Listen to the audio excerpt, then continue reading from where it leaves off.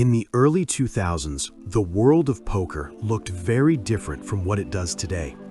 Most major tournaments were dominated by seasoned professionals, players who spent years grinding in smoky card rooms, learning the psychology, mathematics, and discipline required to survive in high-stakes games. For the average person watching from home, the idea of winning the biggest poker tournament in the world felt almost impossible. But in 2003, one unlikely player changed that perception forever. His name was Chris Moneymaker, and his victory would spark what many people now call the modern poker boom. To understand why this story is so remarkable, we need to understand the stage on which it happened, the World Series of Poker, often shortened to the WSOP. The WSOP is essentially the Olympics of poker. Every year, thousands of players gather to compete in various tournaments, but the crown jewel is the main event. This tournament typically requires a $10,000 buy-in just to sit at the table. For most people, that entry fee alone places the event far outside their reach.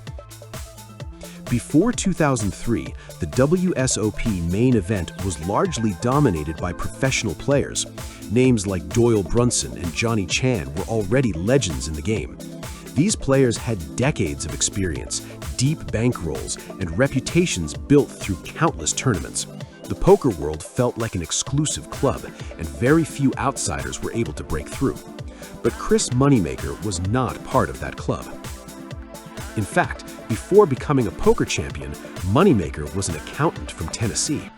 Like many casual players, he enjoyed poker as a hobby, playing small games with friends and occasionally trying his luck online. At the time, online poker was just beginning to grow in popularity, especially on platforms like PokerStars. These sites introduced something revolutionary to the poker world: satellite tournaments. A satellite tournament is a smaller event where the prize is not cash, but entry into a much larger tournament.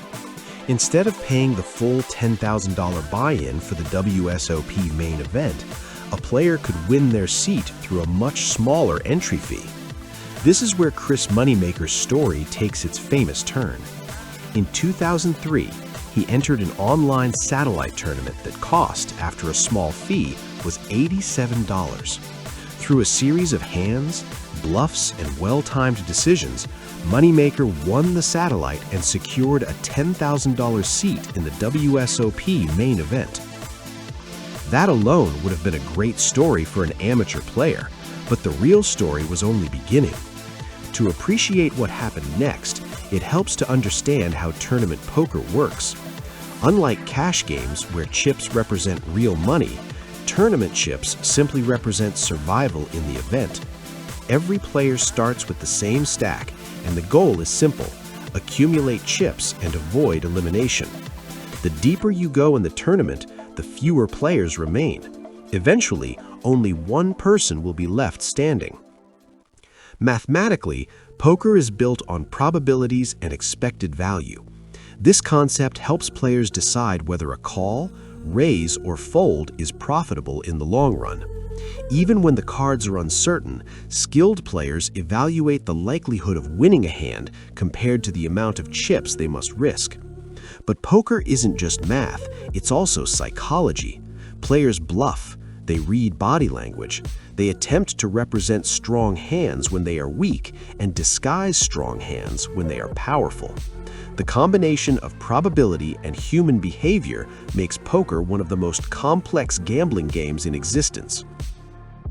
When Moneymaker arrived at the WSOP main event in Las Vegas, he was surrounded by some of the best poker players in the world.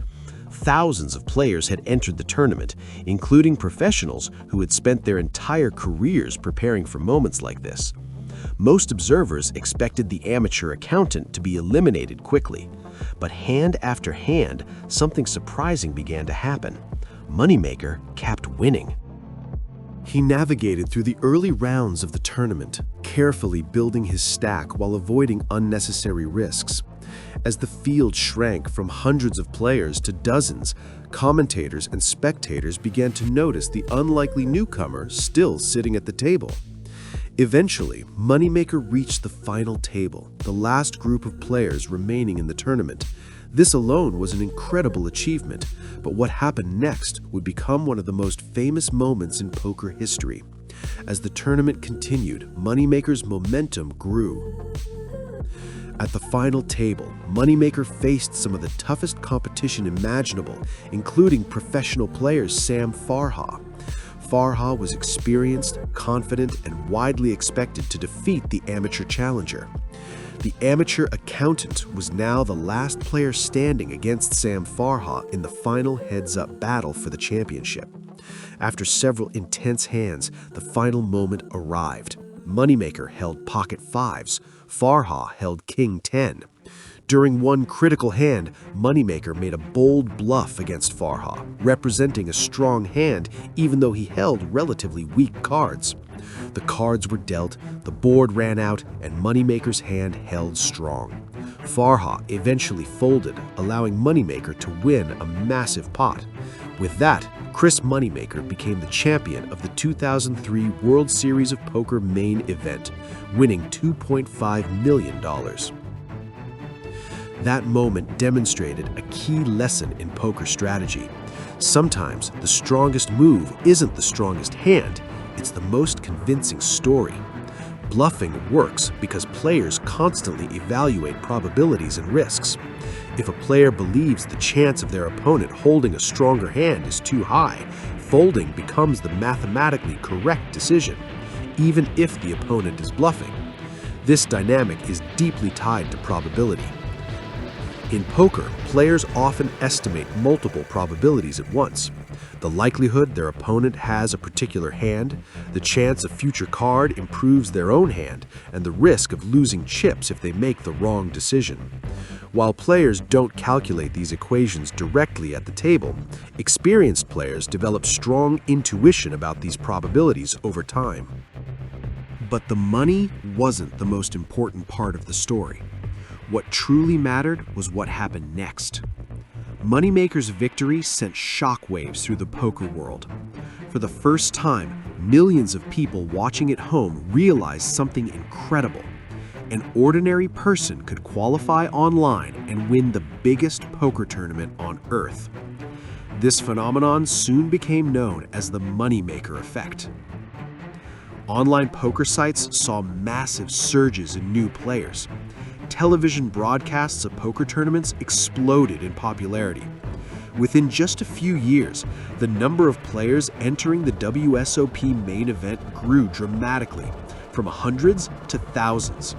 In fact, the 2006 main event would attract over 8,700 players, a record that showed just how powerful the Moneymaker effect had become. Poker had transformed from a niche card game into a global phenomenon, and Chris Moneymaker became a symbol of that transformation. His story demonstrated something fundamental about poker. Skill matters, but opportunity also matters. Satellite tournaments, online qualifiers, and open entry events give players from all backgrounds a chance to compete. Of course, it's important to understand the educational side of this story as well. Poker tournaments involve a large amount of variance. Even highly skilled players can go years without winning a major event. Short-term results are influenced by luck, while long-term success usually reflects skill and discipline. That's why Moneymaker's victory was so rare and so inspiring. He didn't just win a tournament, he changed the way people thought about poker. Today, Chris Moneymaker continues to play poker professionally, participate in tournaments, and promote the game worldwide. His name has become part of poker history, often mentioned alongside the legends who came before him. But the most remarkable part of the story is still the beginning. An accountant with $87, an online tournament, and a dream that turned into one of the most famous victories in gambling history. Sometimes the biggest moments in gambling don't come from the biggest bankrolls. Sometimes they come from the most unlikely players. And that wraps up today's video. If you found this video helpful, make sure to hit that like button. It really helps the channel out and tells YouTube this is content worth sharing. Don't forget to subscribe and turn on notifications so you never miss another strategy breakdown, game walkthrough, or insider tip. We've got tons of guides coming your way, and you'll want to be here when they drop. And hey, tell me in the comments what you want to see next. Whether it's roulette strategies, blackjack tips, slot myths, virtual casino breakdowns, whatever you're curious about, let me know. Your ideas shape what we create. Before you go, if you're serious about leveling up your casino knowledge, you have to check out the Ultimate Casino Guide.